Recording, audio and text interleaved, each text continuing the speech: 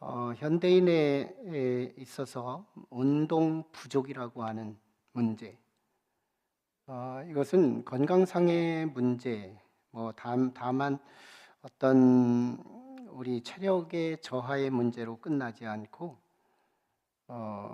모든 질병의 문제들을 안게 된다는 가장 심각한 문제를 안게 됩니다.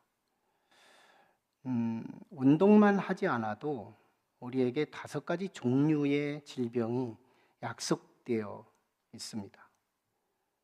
아마 종류로 따졌을 때 그럴 텐데요. 대사증후군, 심혈관계 질병들, 또 아마 여러 가지 소화 불량 이런 것들, 또 어떤 골격계, 또 우리 모든 질병의 5종류가 일어나는데요.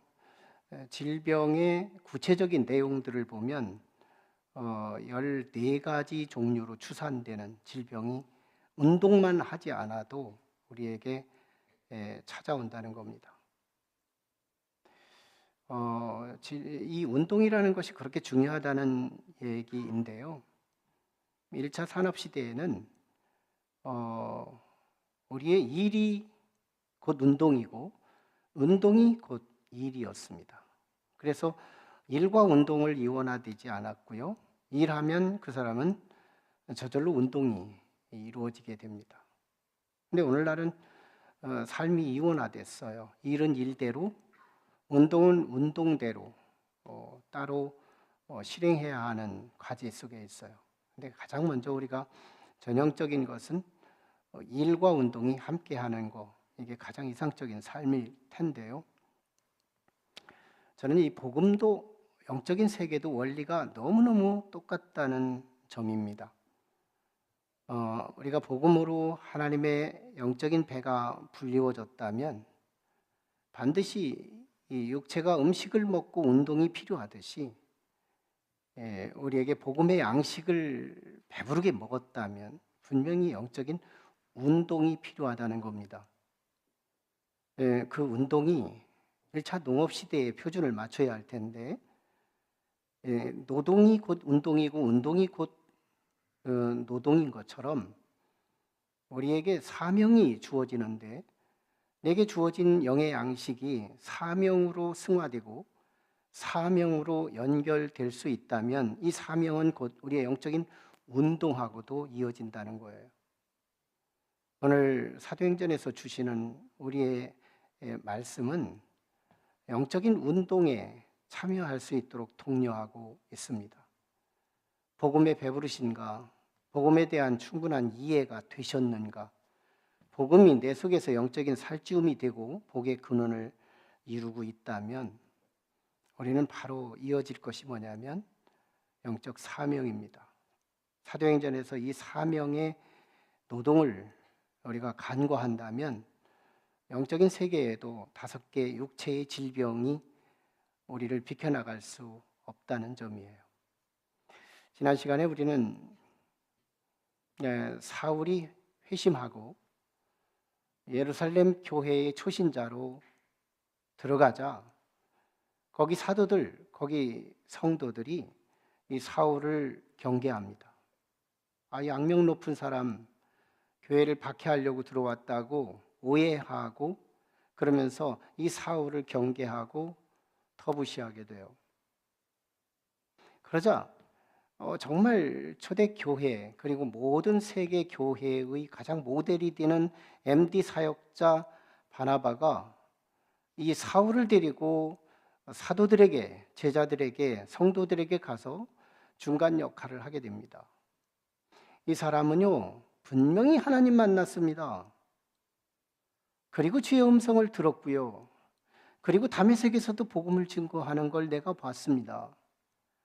여러분들이 나를 신뢰하십니까? 그렇다면 이분에 대한 나의 소개도 신뢰하시고 이분을 예루살렘 교회에 수용하십시오. 이 역할을 하게 되면서 이 사울이 예루살렘의 사도들과 제자들하고 연합하고 한 공동체를 이루었다는 얘기. 그러면서 예루살렘 교회의 초신자 사울이 두 가지를 했는데, 하나는 교제를 했고 또 하나는 거기서도 복음을 전했다는 겁니다.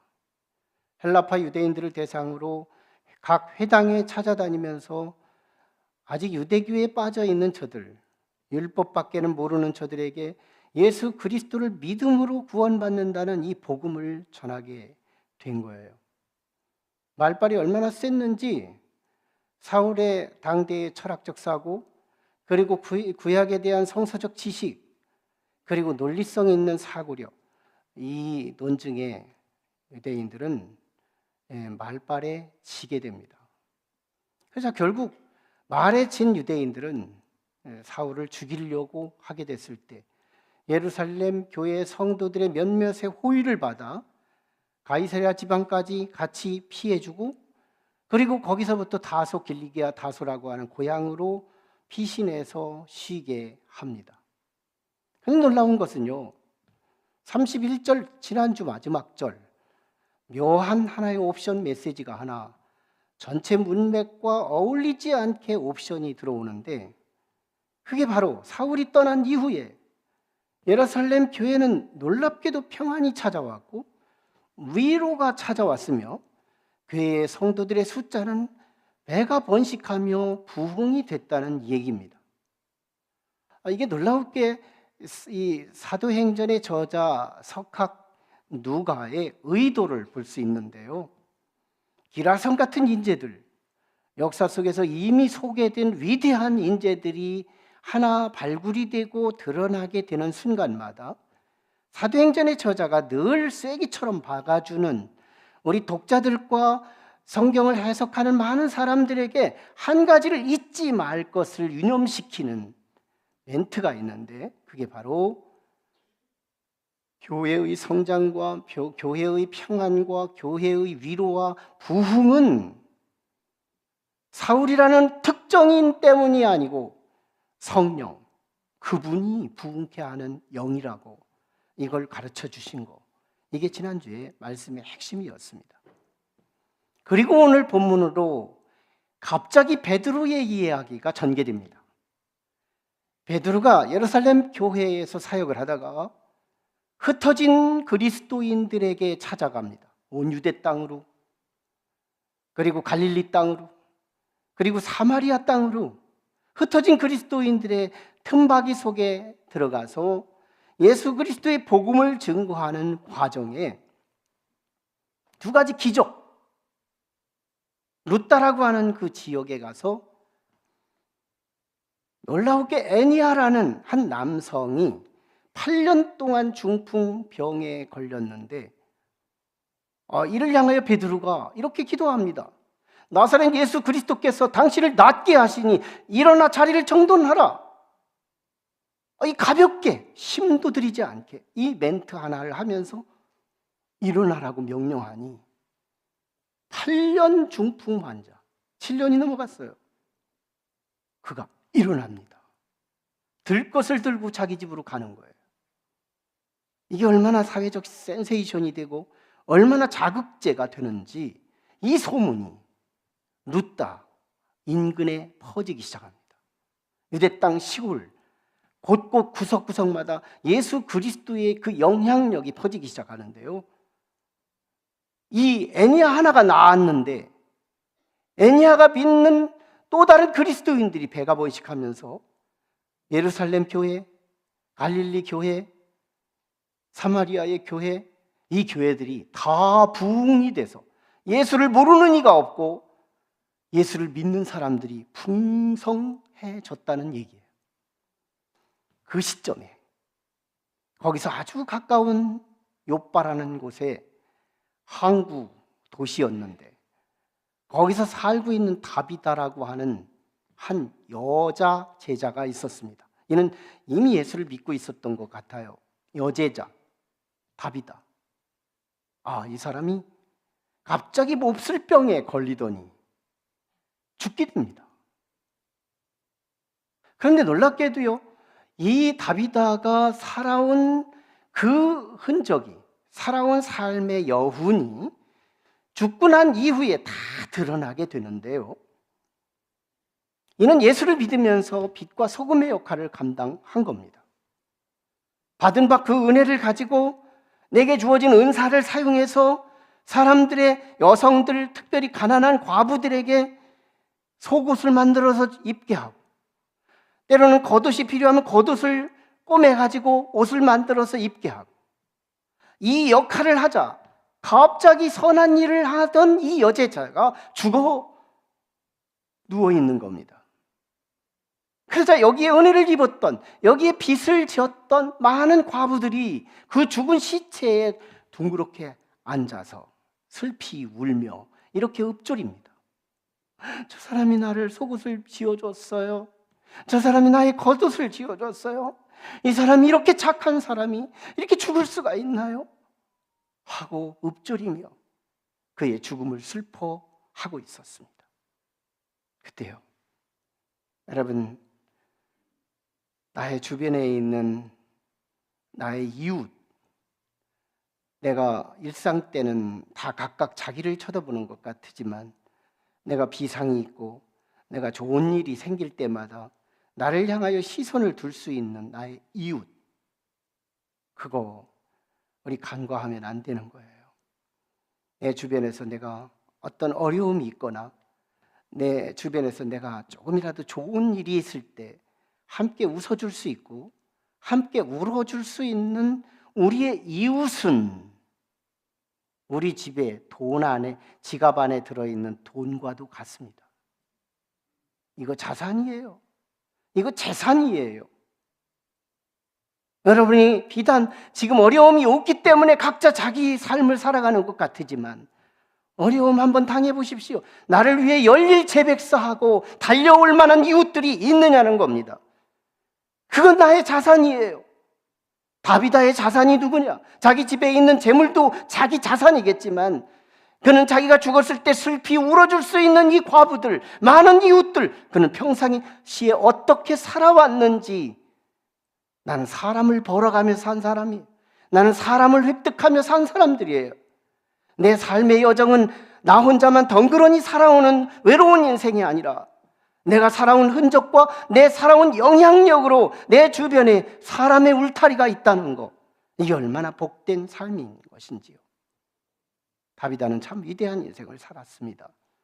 내 주변에 나를 축복할 수 있는 사람, 내가 어려움을 당할 때 같이 울어줄 수 있는 사람, 이 사람이 다비다 주변에 즐비했다는 겁니다.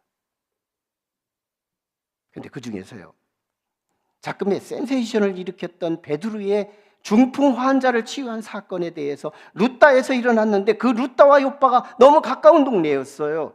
그러자 거기서 빚을 얻었던 한 여성들이 이제 루따로 달려갑니다. 2명 달려가서 베드로를 만나, 베드로 사도님, 여기 가까운 항구 도시 욥바에 가면 우리가 존경하고 우리가 사랑하는 한 여자제가 있었는데 이 사람이 갑자기 죽었어요. 8년 동안 중풍병자를, 환자를 일으킬 수 있는 능력이라면 이분에 대해서 어떤 영향을 줄 수 있을 것을 우리는 기대합니다. 가서 이분에게 은혜를 베풀어 주시죠. 베드로는요, 당장 달려옵니다. 그리고 와보니 다비다가 어떻게 살았는지 죽은 시신을 둘러싼 사람들의 반응을 보면서 야, 참 선한 사람이었구나를 판정합니다. 그리고 그는 예수께서 야이루의 딸을 부활시키고 나사로를 부활시켰던 그 영적인 추억을 기억하며 예수님의 흉내를 내봅니다. 여러분, 밖으로 나가십시오. 그리고 그는 무릎을 꿇고 다비다 쿠미, 다비다야 일어나라, 네 마디였어요. 다비다야 일어나서 영광 돌려라, 이 말도 아닙니다. 다비다야 일어나라, 단 한마디. 베드로의 입술은 권세가 있었어요. 놀라운 기적이 일어나는데요, 이 여인이 다시 거기서 부활하는 역사가 일어납니다. 여러분, 그런데 놀랍게도요, 애니아가 소생했을 때 그 주변에 믿는 사람이 더 더 확장됐다는 이야기하고, 다비다가 죽었다가 다시 살아나게 되자 그 주변의 사람들이 다 예수 믿는 사람들이 확산되었다는 얘기입니다. 여러분, 기적은 단순히 나의 신변, 나의 육체적 생물학적 소생만으로 끝나는 것 목적이 아니고, 하나님께서 오늘 우리에게 기적을 주시는 이유는 그 기적의 한 핵을 중심으로 그 주변에 믿음이 없는 사람들이 믿음이 생겨나고 죽은 영혼들이 살아나고 소생할 수 있는 그 놀라운 기폭제 역할을 한다는 거예요. 여러분에게 기적이 필요한가요? 그 기적을 중심으로 여러분의 믿음이 없는 것이 믿음이 생겨날 수 있고, 안 믿던 사람들이 믿음이 살아날 수 있다면 오늘도 기적은 일어날 수 있습니다. 그리고 이미 우리 교회는 25년의 역사 속에 수많은 기적이 있었습니다. 여러분, 우리 교회 내일 수술을 받아야 할 분이 기도를 받은 적이 있습니다. 허리 디스크 수술을 내일 집도하기로 했습니다. 그런데 그의 믿음으로 나는 오늘 기도를 받고 싶어요. 하나님께서 어떤 모습이든지 나에게 함께 할 것을 믿어요. 할머니 권사님이셨어요. 내일 집도할 수 있는 약정된 날이었습니다. 기도를 받고요, 내일 병원에 갔습니다. 가서 다시 마지막 사진을 찍고 의사가 그 필름을 확인하면서 그 흔적이 사라진 거였어요. 그래서 우리 교회는 객관적으로 그때 당시 고항고까지 일어났던 사건입니다. 그래서 그랜드 피아노를 기증한 거예요. 나 수술비 여기다 하나님 앞에 드리겠다고요. 이런 일들 우리 교회 너무 많습니다. 여기 있는 환우였지만 수십 주 동안 혈루증으로 얼굴이 창백해져 가는 사람이 있었습니다. 남자인 목회자한테 당신의 혈루증을 말한다는 건 수치이고 상식이 아니지만 그에게는 하나님을 보는 또렷한 시선이 있었어요. 그리고 하나님을 믿고 저에게 다 얘기합니다. 기도를 받고 그 다음 날 치유됩니다. 여러분, 이적과 기적이 사도행전에만 기록됐다고요? 지금도 일어납니다. 오늘도 일어날 수 있습니다. 여러분, 아주 아이 같은 순수한 마음으로 이 말씀에 참여할 수 있다면 하나님은 여러분을 만나 주실 거예요. 이적의 목적은 영혼 구원이지, 이적의 목적은 일신상의 건강의 회복으로 끝나지 않는다는 겁니다. 더 중요한 문제가 있습니다. 지난 본문과 오늘 본문은 논리학적 사고만 가지고 있어도 읽다 말고 맥이 끊어지는 것을 느낄 수 있어요. 읽다 말고 맥이 끊어집니다. 어떻게 사울 얘기가, 특별히 사도행전 8장 25절까지 베드로 얘기가 끝납니다. 그리고 나서 그 뒤에 빌립 집사 얘기가 마지막 장 여분을 채우고, 그 다음에 9장에 와서 사울의 회심 이야기, 사울의 초기 신앙 이야기, 사울의 예루살렘 이야기 쭉 전개되다가 왜 또다시 베드로의 얘기가 옵션 될까요? 한 사람 얘기했으면 쭉 가지, 사울 얘기 시작했으면 또 사울 얘기로 쭉 가도 될 텐데 왜 베드로 얘기를 끊다가 다시 사울 얘기하고 사울 얘기를 또 끊고 다시 베드로 얘기를 하는지. 저자의 미숙함? 우리는 사도행전의 저자 누가는 의사 출신입니다. 당대의 석학이었어요. 배울 만큼 다 배운 사람이었습니다. 이 사람이 성령 받고 자신이 사도행전을 기록하는 이 어정에 여러분, 생뚱맞게 문맥이 뚝뚝 끊어지는 기록을 할 리가 있을까요? 아닙니다. 여기에 메시지를 담았다는 겁니다. 사울 이야기를 통해서 앞으로 이방인 선교할 수 있는 이 인류 역사의 핵폭탄 사울이 준비되었다는 얘기예요. 그 다음에 베드로 이야기를 통해서 예루살렘과 유다와 갈릴리와 사마리아, 이스라엘 전역이 복음으로 빵빵하게 배불러졌다는 이야기입니다. 그러므로 10장에 1절에 가면 이방인 고넬료라고 하는 이탈리아 백부장이 구원받는 얘기가 나와요. 그리고 13장에 가면 사울이 복음을 세상으로, 열방으로, 이방으로 복음을 전하는 얘기로 이어집니다. 그러니까 무슨 말이냐면, 이 말은 예루살렘에 이제 복음은 다 찼다. 예루살렘 그리고 유대 땅 이스라엘 전역은 예수 그리스도의 복음을 모르는 이가 없다. 근데 여기다 또 먹을래? 배부른데 또 간식 먹을래? 배부른데 더 먹을래? 아니라는 겁니다. 여러분, 밥은 독식하는 게 아니래요. 맛있는 건 혼자 먹는 게 아니래요. 사도행전이 계속해서 우리에게 레마로 주시는 메시지가 뭐냐면, 복음은 독식하는 게 아니라 함께 나누어 먹는 거다.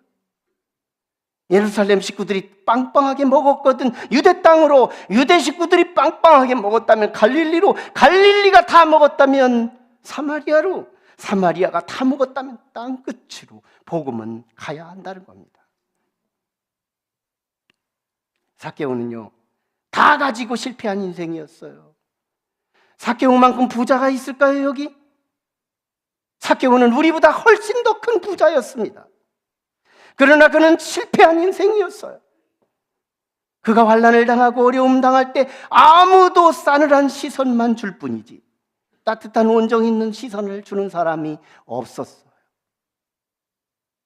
삭개오는 실패한 삶이었습니다. 그러나 그가 예수님을 만난 이후에 그는 새로운 삶이 시작돼요. 나의 소유의 절반을 나눠주고 내가 강탈한 것이 있으면 4배를 갚아서 주겠다고 하는, 이제 나눔의 삶 삭개오. 그 이후의 삶은 정말 그 속에서 샘솟듯 솟아나는 기쁨의 삶이 시작되었다는 점이에요.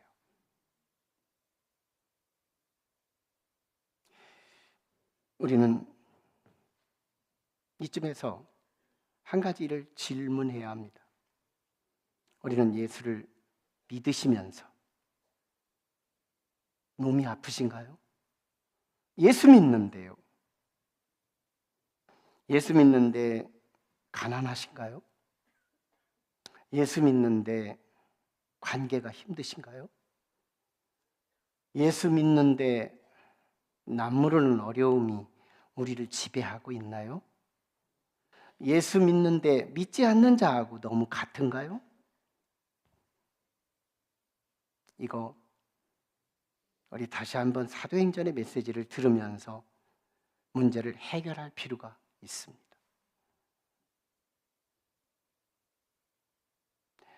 이스라엘은, 특별히 예루살렘 교회는 남다른 박해를 받았어요. 이스라엘 민족은 다른 민족에 비해서 남다른 박해와 어려움을 당했습니다. 왜 그랬을까요? 소위 선민의식. 하나님은 우리를 택하시고 우리에게 복을 주셔서 세계 열방의 중심이 되게 하겠다는 잘못된 설정. 이게 이스라엘의 환난과 박해와 뜻하지 않은 어려움으로 전개됐다는 겁니다.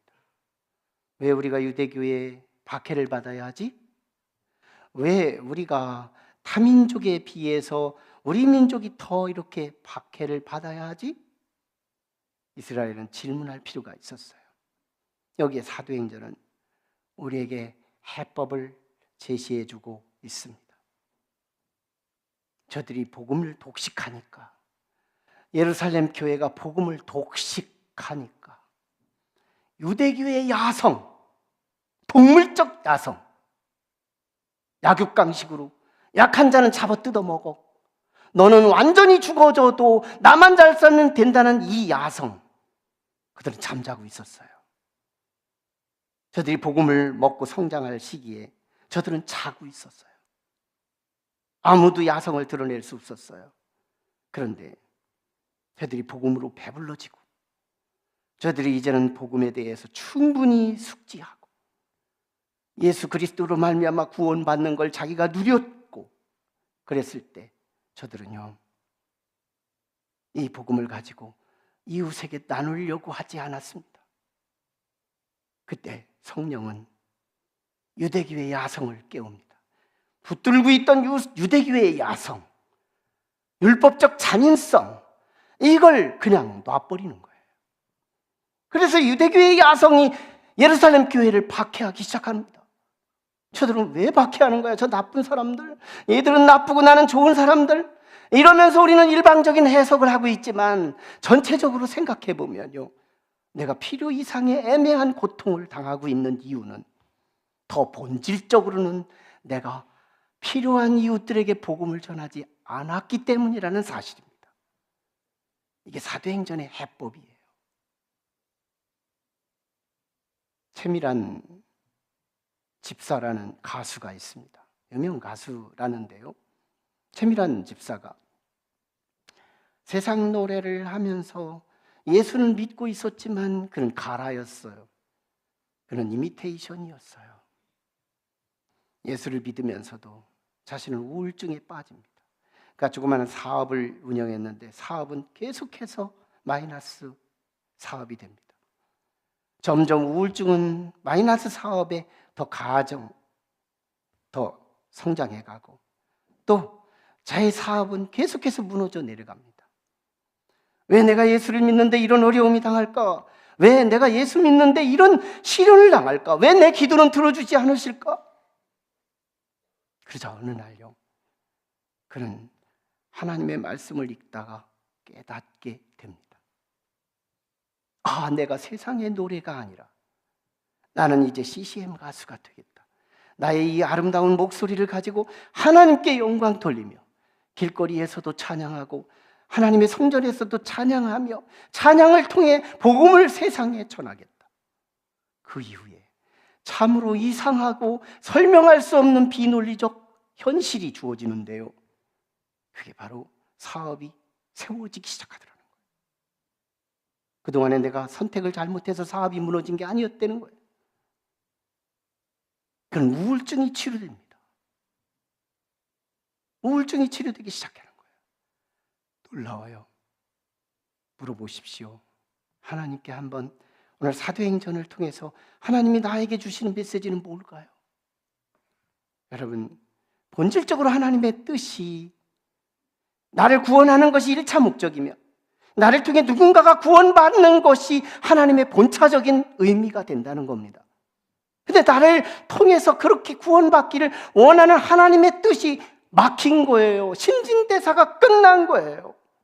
하나님의 뜻이 시원해지지가 않는 거예요. 나를 통해 하나님의 뜻이 시원하게 소통되고 영원히 구원받는 이 사명을 감당하기를 하나님은 설정하고 계신데 나는 반응하지 않습니다. 오늘 복음 먹고 여기서 똥 싸고, 오늘 복음 먹고 여기서 다시 배설하고, 또 다시 갔다가 또 여기 와서 또 먹고 또 배설하고, 또 먹고 또 배설, 또 먹고 또 배설하면서 우리는 살아가는 거예요. 그런 예수 믿는 매력이 없죠. 그래서 우리는요, 한 가지 지혜가 필요합니다. 내가 누굴까요? 여러분이 누굴까요? 믿음의 조상에게 우리는 그 정체성을 질문할 필요가 있습니다. 믿음의 조상 아브라함, 창세기 12장 2절에 보면 하나님께서 아브라함을 향하여 너는 복이 될지라, 개역성경에 보면 너는 복의 근원이라, 다른 말로 해석하면 너는 복의 샘물이라. 샘의 특징이 뭘까요? 물을 한 바가지 퍼가면 조금 있으면 다시 한 바가지 고이고, 한 통을 퍼가면 또 조금 있으면 또 한 통이 고이고, 기적이 따로 없어요. 샘의 기적. 퍼갔는데 다시 고입니다. 언제까지일까요? 무한해요.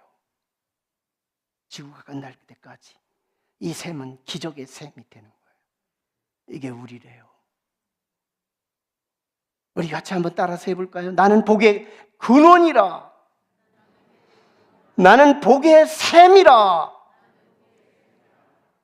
그러면서 3절에 주시는 말씀이 있습니다. 아브라함에게 주신 정체성이에요. 너로 말미암아 열방이 복이 될지라.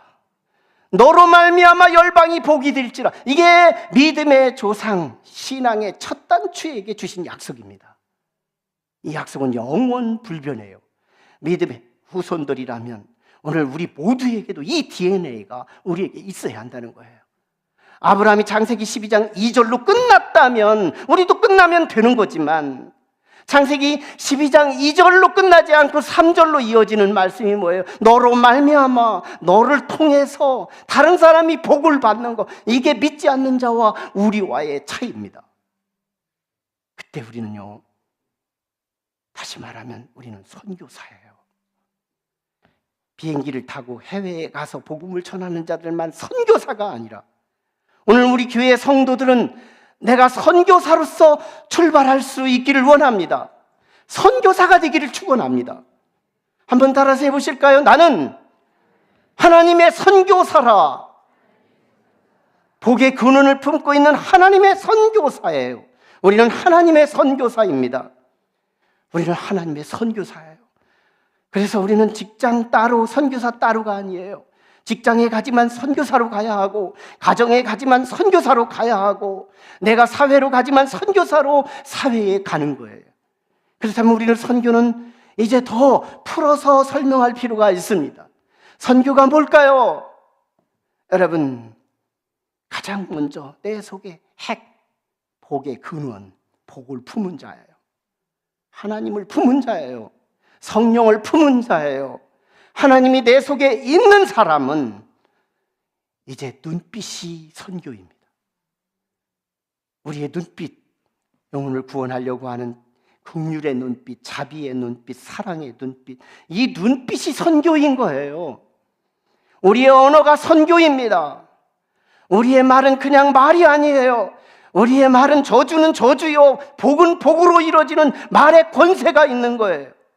애니야를 살아나라고 하면 살아날 것이고, 다비다가 살아나라고 하면 살아날 수 있는 말의 권세, 이게 선교사의 멘트입니다. 우리의 말이 선교예요. 비행기 타고 가서 예수 믿으라고 논문처럼 설명하는 것이 선교가 아니고, 우리는 말 한마디 던지는 이 멘트 하나가 선교사의 삶이요 멘트가 된다는 것입니다. 우리는 거룩한 질문이 선교예요. 저 사람은 예수 믿을까? 같은 직장의 동료들이 저 사람은 예수를 믿고 있을까? 이 질문, 여기서부터 이미 선교는 시작되는 거예요.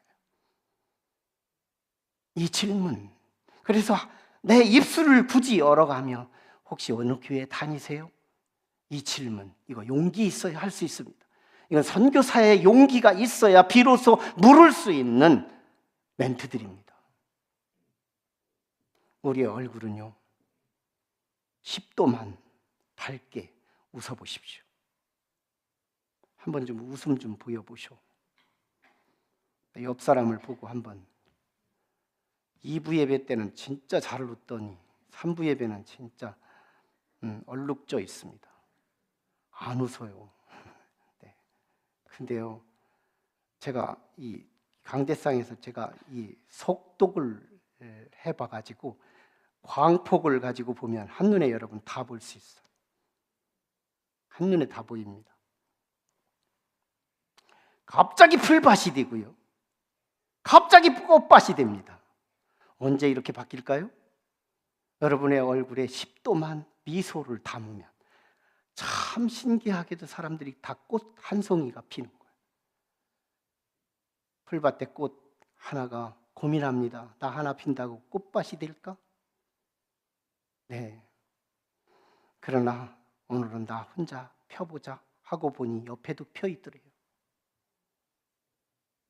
우리는요, 내 속에 복의 근원이 하나님의 성령이 있기 때문에 이제 우리의 미소도 선교가 됩니다. 우리의 밝은 얼굴, 우리의 경건한 멘트, 우리의 사랑이 어린 시선, 이게 우리는 선교사가 되는 거예요.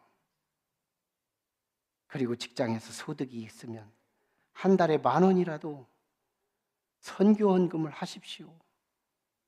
나는 선교를 했나 하고 천국에 가 있을 때, 선교사들이 줄지어 상 받으러 나올 때 여러분의 이름이 호명된다면 제 덕분인 줄 아십시오. 한 달에 10,000원만이라도 선교헌금 하시라고요. 그럼 직장은 선교사 아니겠어요? 나 직장에 가서 땀 흘렸는데 어째서 상은 선교사가 받는 상을 받을 수 있지? 직장은요, 선교사들이 다니는 직장인 거예요. 그 직장에 그리스도인들이 있다면 이미 선교사예요. 가장 복이 없는 사람은요, 시작도 시원찮게 살고 끝나는 날도 시원찮게 삽니다. 가장 복이 없는 사람이에요. 1월 1일이 돼도 마음 다잡지 않아요. 12월 마지막 주일도 별로 마음 다잡지 않습니다. 그게 가장 복이 없는 사람들이에요. 언제 마음 다잡을까요? 잡을 날이 없어요. 가장 보편적인 사람이 누군지 아세요?